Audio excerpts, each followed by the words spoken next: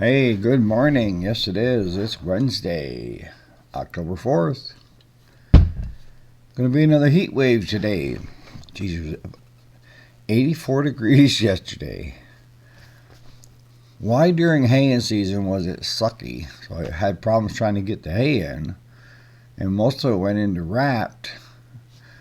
The last 2.5 weeks have been in ideal haying weather, except for heavy dews at night. Oh, whatever. I'll take the extra couple days of sunshine. So I thought today we'd talk about mentoring and how, the old saying, you can lead a horse to water, but you can't make him drink. And then you have to take what I call the 10% rule, and that is only 10% of most people that try to go into business actually succeed. Anybody can create a business. Anybody can say, okay, I'm in business to do this. But if you don't have any business sense, or you're not up to the challenge, or you always are blaming everything else on everybody else, you probably aren't going to make it.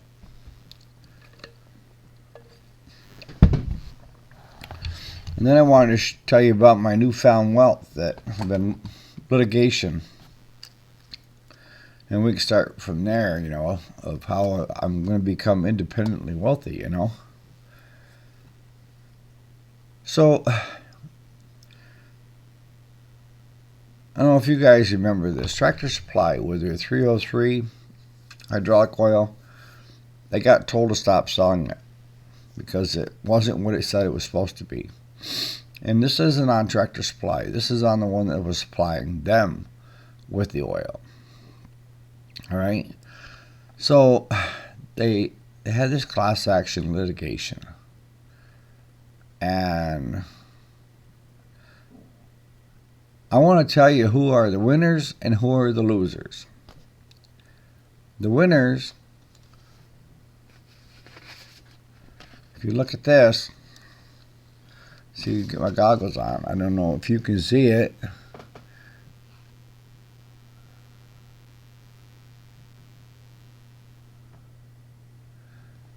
Get it into focus. There we go. Or not me. $1.96 is what my part of the class action lawsuit ended up being. And I bought a lot of 5-gallon jugs. So who are the winners and losers? The winners are definitely the attorneys that are sucking this dry, just prolonging it, going on and on. Who would send somebody a check for $1.96? It's the same people that sent me a check last year for 92 cents. Save the paper. Save the trees. I wouldn't mail somebody a check for $1.96. It says there's possibly other payouts later on, but we'll see. So I decided I'd try to mentor a kid. And when I say kid, he's 42 years old. All right? And helping him run his business. Now, he's not doing small engine repair. But what I can tell you is usually business is business no matter what you're doing. It's just you're doing something different, a different skill set. But you still have to have that business skill set. And he's in the carpentry construction side. He does everything from concrete pads to supposedly building houses.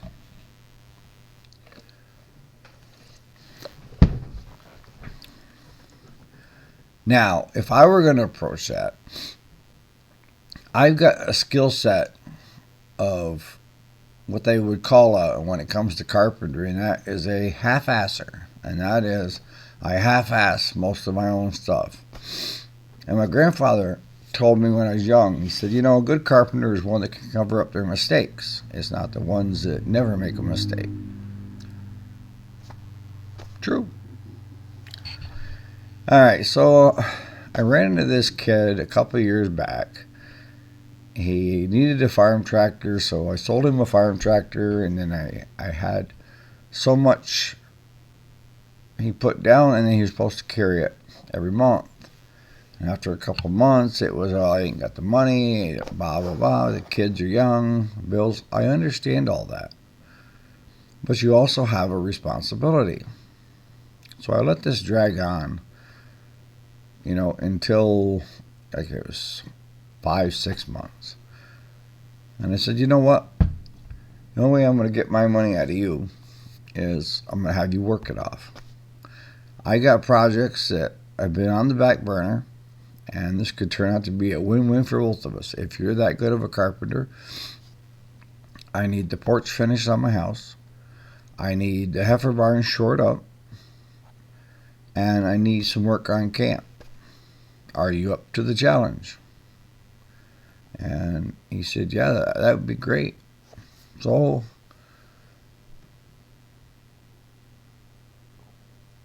far, everything he's done has not been up to what I would call good work, okay?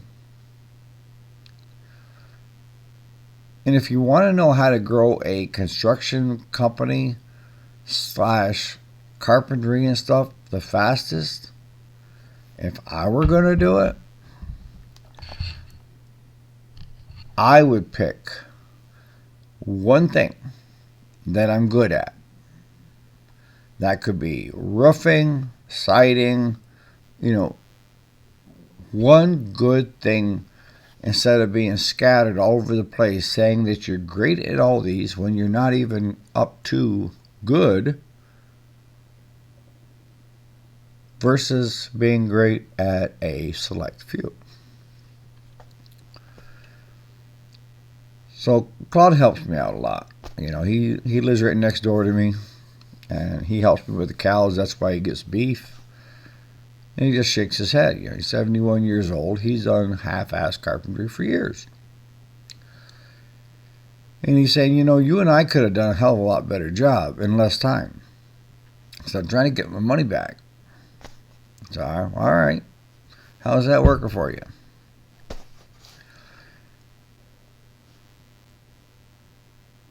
I try to help whoever I can help, all right?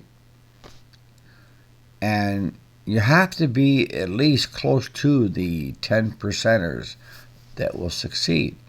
And you have to zip it up and listen to what I'm telling you.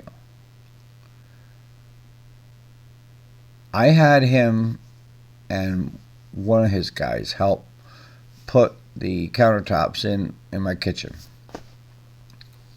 I didn't hire him to do it. I hired him to help. See, there's a difference. Because I wanted to show him the right way to do it and have the speed to get in and get out. That you need to bid the job. And if you don't know how long a job is going to take you, then you have to give estimates. But it's going to be so much hourly rate, blah, blah, blah. But your good carpenters and construction companies will have a contract in place before they start anything. They want it all spelled out. And why? Because it protects the homeowner and it protects the company against any liability or any issues. Everything is spelled out. So the first thing you need to be, if you're in that field, is someone that can do contracts. And I asked him, I said, do you guys do contracts? No, I hate to tie anybody down, and no. So I decided, well, let's do a little bit of searching around. Let Google be your friend. So I punched in the name of his company that he calls his company. And all of a sudden these negative reviews start popping up. And the one is that he bid the job. The guy paid him for the job. He only completed half the job. and then never come back. Yeah. Another one was the guy he put out for bid to put in a 200 amp electrical service from the pole into the box. And what this guy ended up doing was he put in a 200 amp entrance, but he used 100 amp underground wire. You can't have 100 coming to you and having a 200 amp entrance. You need the 200 amp coming to you for the 200 amp. I think that'd be common sense. And the guy said he ended up paying the new electrician what he paid this guy to come in and fix it. Another review. They showed up and they had no tools, so they had to use my husband's tools. What? Who the hell shows up with no tools?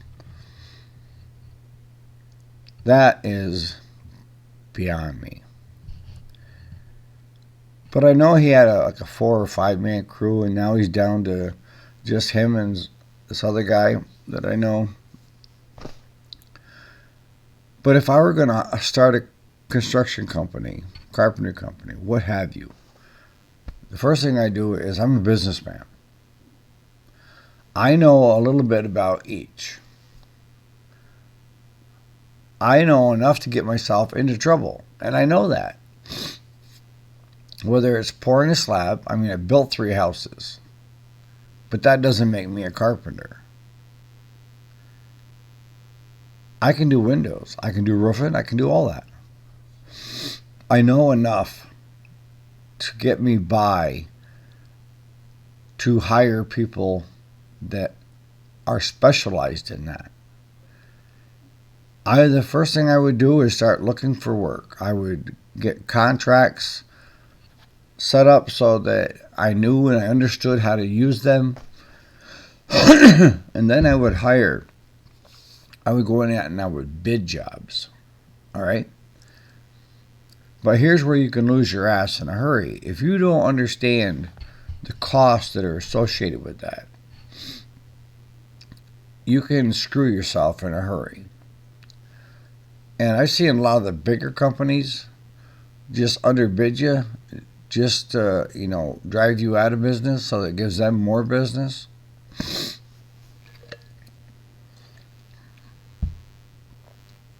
But the way to get ahead is you need to get your feet wet. You need to understand how to use contracts. You need to understand business and how that works. And then lastly, you need to have key people in place to do the work. And when I say to do the work, the homeowner has to be 110% happy with the work you did, because they will give you references. You can't do shoddy work. Shoddy work is all right if you're putting in something in a barn. But for most homeowners, their house is their castle, and they try to keep it nice.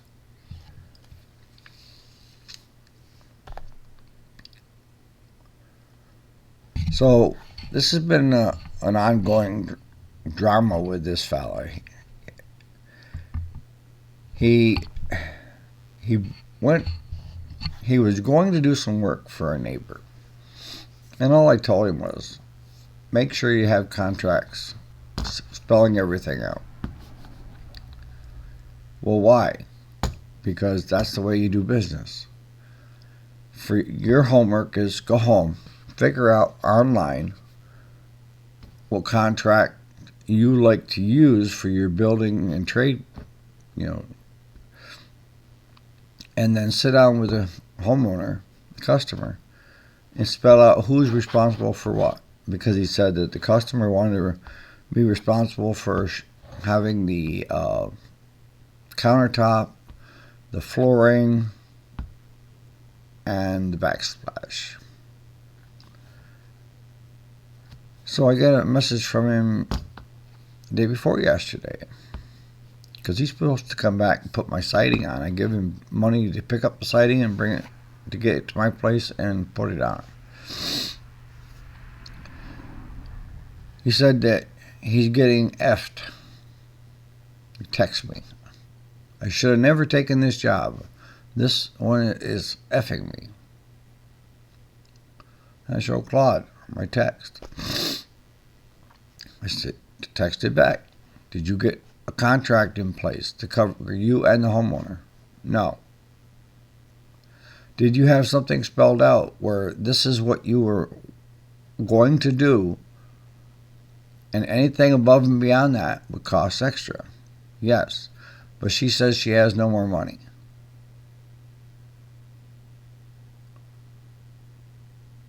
All right. So he rambles on for another 20 minutes and texts to me, and then wants to know if I want to buy his hay barn.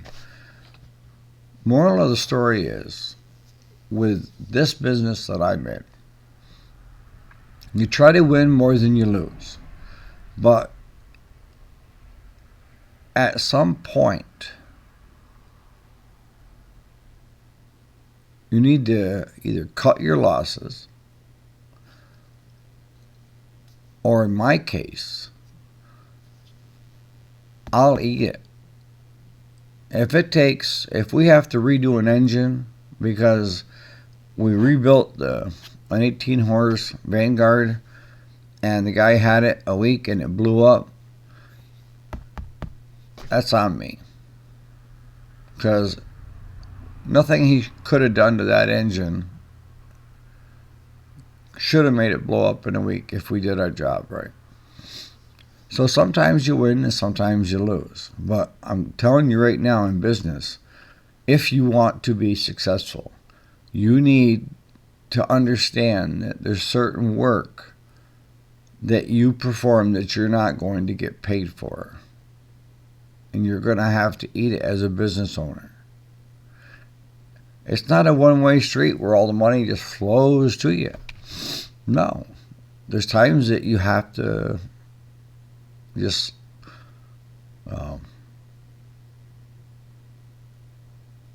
suck it up, buttercup. And I think anybody in business will tell you the same. Because honestly, to be honest with you guys, what I would do, what I want to tell him to do, but I don't want him to do it the wrong way, is he needs to come up with a new company name. He needs a fresh start. The reviews are killing him. And the way he goes in and does contracts is killing him. But I think even if he had a fresh start, a new name, he resort back to what he's done for years, and that is, just getting by. Putting some jingle in his pocket, underbidding bigger contractors. So I like your take on it. What would you do as far as mentoring this young fella? And he may be your own age. But what I can tell you is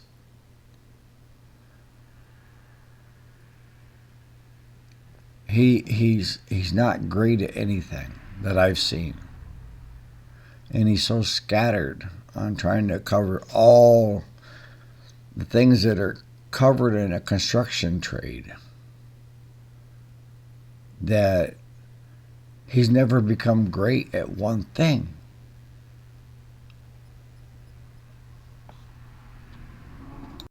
I mean, I know what I would do if I decided, okay, I'm going to start a construction business and I'm going to start working in trades and stuff. The first thing I'm going to do is I'm going to see if I can get hired on by somebody that's already doing it. Okay. And I'm going to gain experience on how to write bids, successful bids that end up making me and my company money.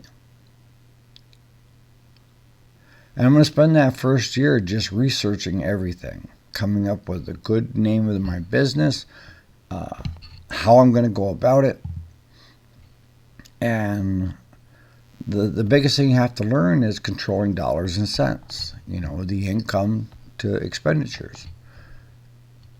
And I know that it's going to be a struggle the first year, which we year two, because the first year I'm going to be doing a lot of research, and I'm going to be working for somebody else under their wing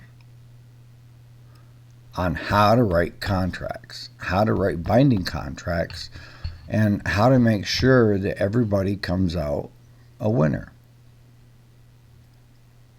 That's the goal of business. If you're running a business and somebody comes out getting screwed, the customer, or you didn't pay the lumber yard for the lumber, then you didn't do business right. Everybody needs to come out as a win-win. Everybody should have got paid, and the homeowner should be thrilled about what they got for what they paid. And a lot of this is presentation. If you're going to tout yourself as being, the lead guy, the head honcho, whatever, you don't show up with ripped pants, stained shirt and everything else, and a notepad jotting down what the homeowner wants, or on your phone jotting it down. No, you're going to invest in uniforms, even if they're the ones that, like we had up to the mines, that they give you 7 different sets, and you rotated them in and out. And if one got ripped or heavily stained, that company just tossed it and gave you a fresh set. Easy peasy. Or you can go out and you can buy uniforms. And your men need to look professional as well, not the homeless. And ones that, are just taking up space to have no skills. That they're just there to be, to do the bulk work, the bull work.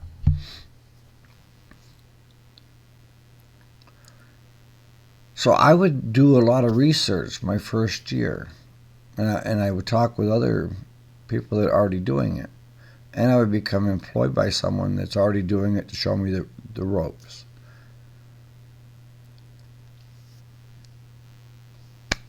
Next thing I would do is I need to learn what stuff costs. So before I can do an estimate, what I do is I would go in with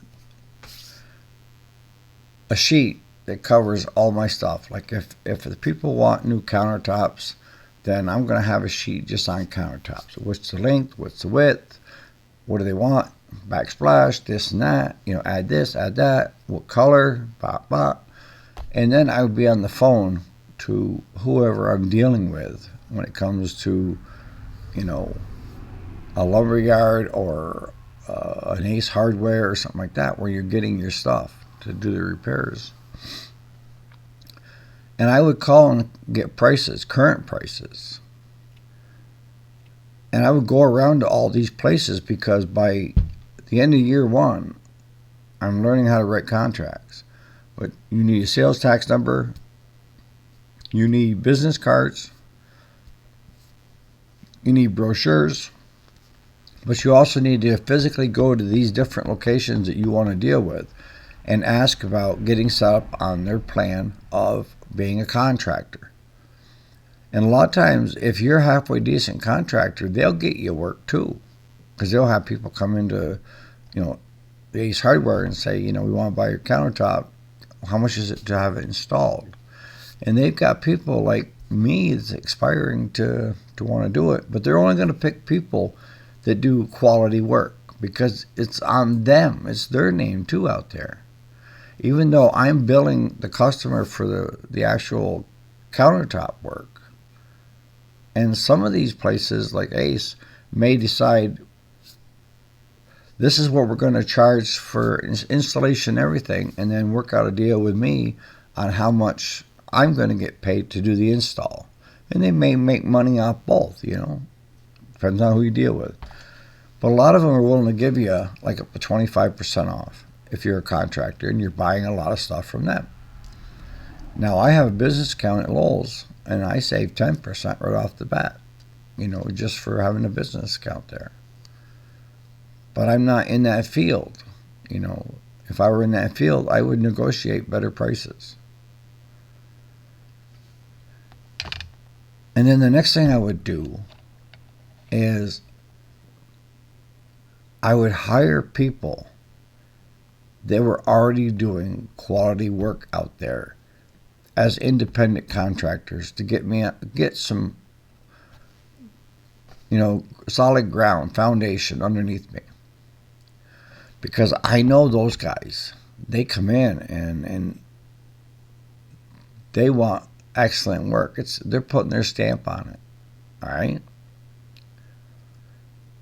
And maybe you eventually end up being like a few of the guys that I know that have gotten pretty good size because they keep hiring people. They have electricians for electrical work. They have carpentry for, installing windows too. They have roofers. That's all they do is come in and put the roofing on, whether it's shingles or it's metal roofing or carpeting. You name it. These guys have started out subcontracting, 1099ing to certain ones to help do it. Ended up growing their business to a point of where they're employing these people full time because now they're big enough so that they're getting the big contracts. And when I say the big contracts, I mean the big housing units, going in and refurbishing and stuff. Or building housing units, Or going into big colleges and doing additions or, new flooring, you name it. But they all had to get a reputation and a good reputation somewhere. And that's what this fellow's got to learn. He hasn't got a solid foundation on anything yet, but yet he's out there trying to do everything. So on that note, I'll bring up speed on how I'm doing with him. And if you guys got any ideas, shoot them in the comments. And we'll see you tomorrow morning. Thanks so much for watching.